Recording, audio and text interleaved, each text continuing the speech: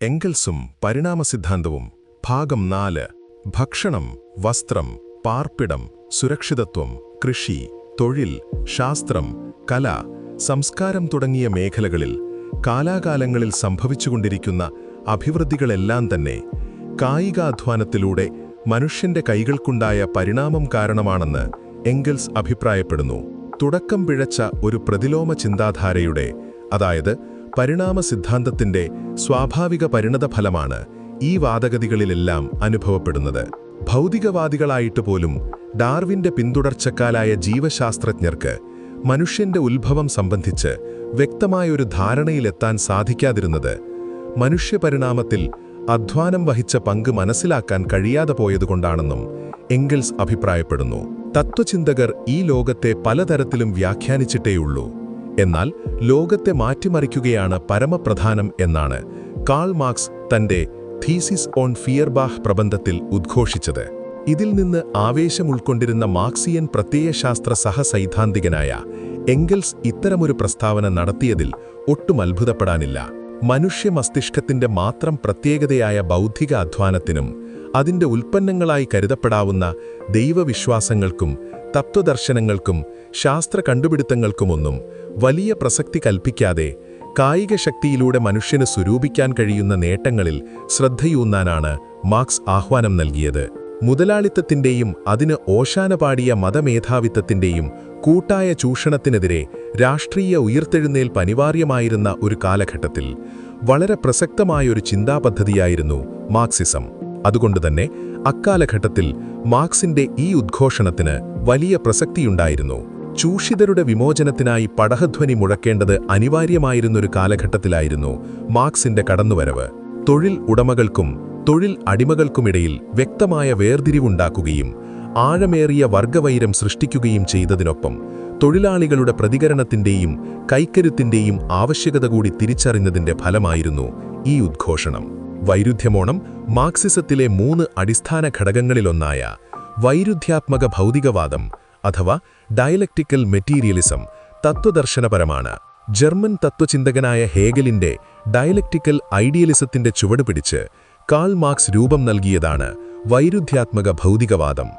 വളരെ കുറഞ്ഞ കാലം കൊണ്ട് മാനവ സമൂഹത്തെ ഏറ്റവുമധികം സ്വാധീനിച്ച മറ്റൊരു പ്രത്യയശാസ്ത്രമില്ലെന്നതിനാൽ മാർക്സിസം കൂടുതൽ വിശകലനമർഹിക്കുന്നു. 3-ാം ഭാഗത്തിൽ മതങ്ങളുമായി അത് വിശദീകരിക്കുന്നതാണ്. ഒരേയൊരു ബീജത്തിന് മാത്രമേ പ്രകൃതിയിൽ നിന്ന് നേരിട്ടുത്ഭവിക്കാനായെന്നും ബാക്കി ഇവിടെയുണ്ടായിട്ടുള്ള എല്ലാത്തരം ജീവജാതികളുടെയും ബീജങ്ങളുടെ ഉത്ഭവം അതാത് കാലഘട്ടങ്ങളിലുണ്ടായിരുന്ന ജീവജാതികളിൽ നിന്ന് മാത്രമാണെന്നും എന്ന അശാസ്ത്രീയ തത്വമാണ് പരിണാമ സിദ്ധാന്തം പ്രചരിപ്പിച്ചുകൊണ്ടിരിക്കുന്നത്. എന്നാൽ മനുഷ്യരുൾപ്പെടെയുള്ള എല്ലാ ജീവജാതികളുടെയും ബീജങ്ങൾക്ക് പ്രകൃതിയിൽ നിന്ന് നേരിട്ട് രൂപപ്പെടാനാകുമായിരുന്നുവെന്നും പ്രസ്തുത ബീജങ്ങൾക്ക് പ്രകൃതിയിൽ നിന്ന് തന്നെ നേരിട്ട് അതത് ജീവികളായി അഥവാ ജീവജാതികളായി രൂപാന്തരപ്പെടാനാകുമായിരുന്നുവെന്നും ഒരു ജീവജാതിയിൽ നിന്ന് അതേ ജീവജാതി മാത്രമാണ് ഉത്ഭവിക്കുകയെന്നുമാണ് ഞാനിവിടെ സമർത്ഥിച്ചിട്ടുള്ളത്. അതൊരു ശാസ്ത്ര സത്യവും ചരിത്ര യാഥാർത്ഥ്യവുമാണ്. ഇത് ഉൾക്കൊള്ളാൻ തയ്യാറില്ലാത്തിടത്തോളം കാലം സൃഷ്ടിവാദ പരിണാമ സിദ്ധാന്ത വാദപ്രതിവാദങ്ങൾ ഇവിടെ തുടർന്നുകൊണ്ടേയിരിക്കും.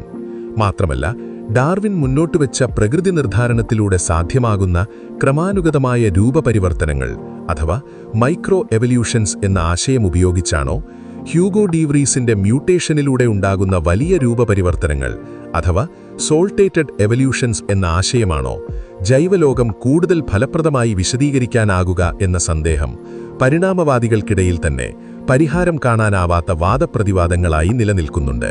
സാവധാനവും ക്രമാനുഗതവുമായ പരിണാമമെന്ന ഡാർവീനിയൻ സങ്കല്പത്തിന് മുൻതൂക്കം നൽകുന്നതിലൂടെ ഈ പ്രശ്നത്തിന് പരിഹാരമാകുന്നതായി പരിണാമ സിദ്ധാന്തത്തിന്റെ വക്താക്കൾ അവകാശപ്പെടുന്നു. എന്നാൽ സിലൂറിയൻ കാലഘട്ടത്തിൽ സങ്കീർണമായ ജൈവഘടനയോടുകൂടിയ കുറേ ജീവജാതികൾ ലോകത്തിന്റെ പല ഭാഗത്തും ഒരുമിച്ചു തന്നെ പ്രത്യക്ഷമായതായി നിരീക്ഷണമുണ്ടായിട്ടുള്ളതായും അവർ സമ്മതിക്കുന്നുണ്ട്. ജീവജാതികൾക്കിടയിലുള്ള വിടവ് നികത്താനാവശ്യമായ ഫോസിലുകൾ കണ്ടുകിട്ടിയിട്ടില്ലെന്നത് ഒരു വസ്തുതയായി അവശേഷിക്കുകയും ചെയ്യുന്നു. മാത്രമല്ല, ജീവികൾ തമ്മിലുള്ള മത്സരവും കോശങ്ങൾക്ക് സംഭവിക്കുന്ന മ്യൂട്ടേഷനുകളും തുടർന്നുണ്ടാകുന്ന പ്രകൃതി നിർദ്ധാരണവുമാണ് ജീവികൾക്കിടയിൽ കാണപ്പെടുന്ന രൂപവൈവിധ്യങ്ങൾക്കും പുതിയ ജീവജാതികളുടെ ഉത്ഭവത്തിനും കാരണമായതെന്നും കാരണമാകുന്നതെന്നും അവകാശപ്പെടുന്ന ഡാർവീനിയൻ നിയോ ഡാർവീനിയൻ തത്വങ്ങളിലെ അശാസ്ത്രീയത വ്യക്തമായി ഞാനിവിടെ ചൂണ്ടിക്കാണിച്ചിട്ടുമുണ്ട്. സർവോപരി ഒരു ജീവിയുടെ ശരീരമോ മുട്ട പോലൊരു സംവിധാനമോ പോലുമില്ലാതെ അനുയോജ്യമായ രാസഭൗതിക ചുറ്റുപാടുകളിൽ നിന്നും മനുഷ്യന്റെ പോലും ഉത്ഭവം അനായാസം പ്രകൃതിയിൽ നിന്ന് നേരിട്ട് സാധ്യമാണെന്നും ഞാൻ സമർത്ഥിക്കുകയുണ്ടായി.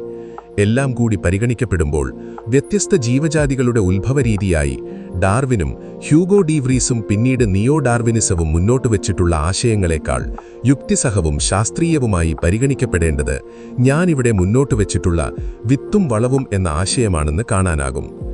ഈ ആശയം ഉൾക്കൊണ്ട് ജൈവലോകം നിരീക്ഷിച്ചു തുടങ്ങുമ്പോൾ ജീവജാലങ്ങളുടെ ഉത്ഭവത്തെക്കുറിച്ചുള്ള ദുരൂഹത മറനീക്കപ്പെടുന്നതോടൊപ്പം സൃഷ്ടിവാദികളും പരിണാമവാദികളും തമ്മിൽ തുടരുന്ന വാദപ്രതിവാദങ്ങളുടെ പ്രസക്തി നഷ്ടപ്പെടുകയും ചെയ്യുന്നതാണ്.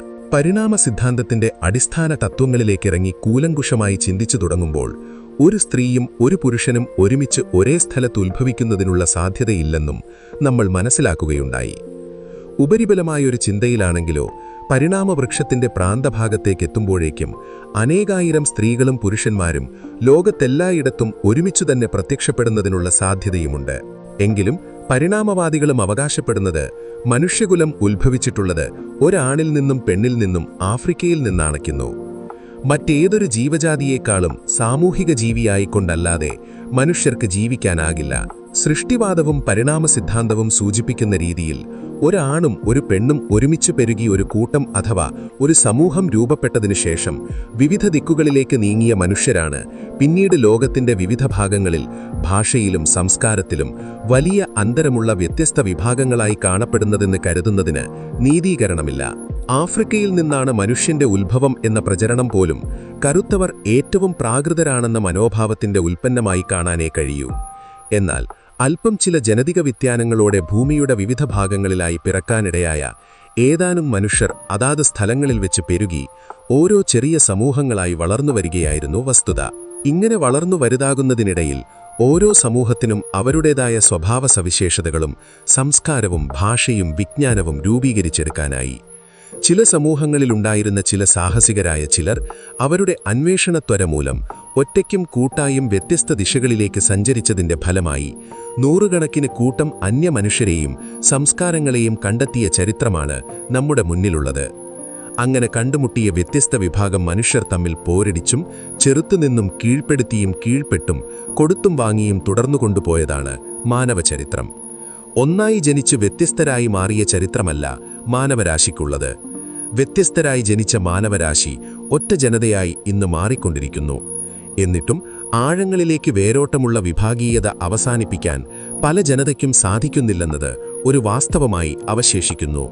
മനുഷ്യന്റെ ഉത്ഭവം എന്ന ഗ്രന്ഥം ആവശ്യമുള്ളവർക്ക് ഡിസ്ക്രിപ്ഷനിൽ കൊടുത്തിരിക്കുന്ന നമ്പറിൽ ബന്ധപ്പെടാവുന്നതാണ്.